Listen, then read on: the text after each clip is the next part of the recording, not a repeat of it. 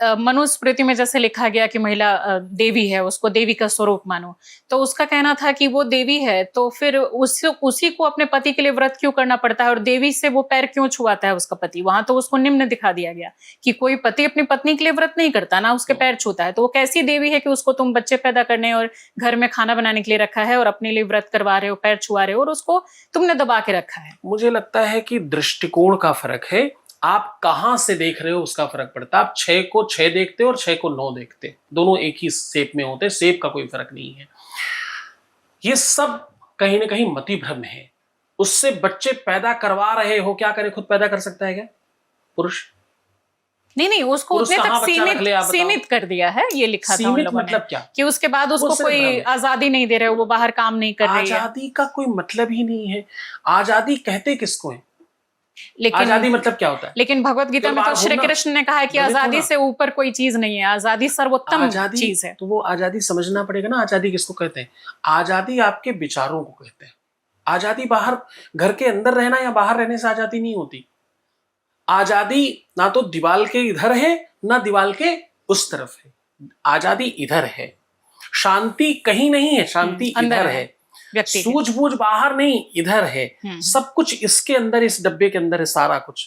इस डब्बे ने अगर मान लिया कि तुम श्रेष्ठ हो तो पैर पैर चढ़ाओ, आशीर्वाद दो। तुमने मान लिया कि तुम तो, अरे बाप रे तुम्हारा तो बड़ा संकट, तुम्हारा तो शोषण हो रहा है, तो तुम दुबक के बैठ जाओ।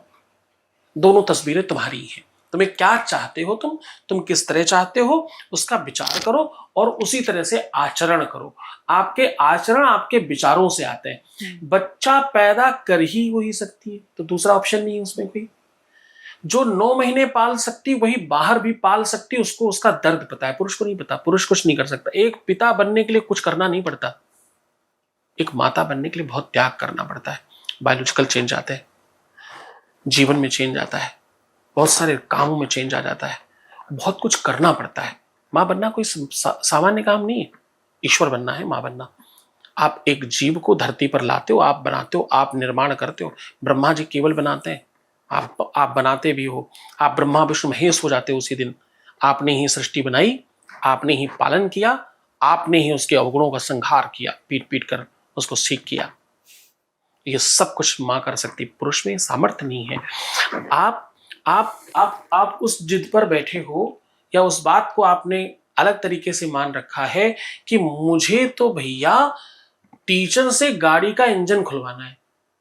उसका काम ही नहीं है, वो कर ही नहीं सकता। दोनों के अपने अपने अलग अलग काम है, दोनों का दिशा अलग है, दोनों का काम अलग, दोनों का मंतव्य अलग है। एक स्त्री एक काम नहीं करती, नौकरी तो एक काम है ना। एक स्त्री 50 काम करती है। आए हुए घर के पैसों को संभालती है, घर की संतति को संभालती है, फ्यूचर संभालती है, पूरा परिवार संभालती है, घर वंश कुटुंब सब संभालती है। तो स्त्री चारों तरफ बहुत सारे काम संभालती है, एक काम नहीं कर रही। नौकरी करके वो सिर्फ एक काम करेगी, नौकरी करके सिर्फ पैसे लाएगी। घर में रह के 1000 काम करती है।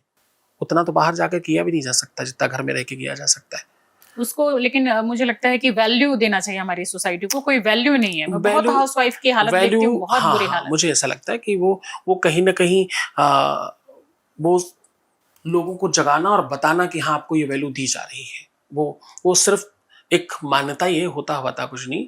ये सिर्फ आपकी स्वीकृति, आप मान लो आपकी वैल्यू है, आपको नजर आएगा। जिन मूर्खों को ये बात नहीं पता है, उन पुरुषों को एजुकेट करने की आवश्यकता है मात्र, और कुछ आवश्यकता नहीं।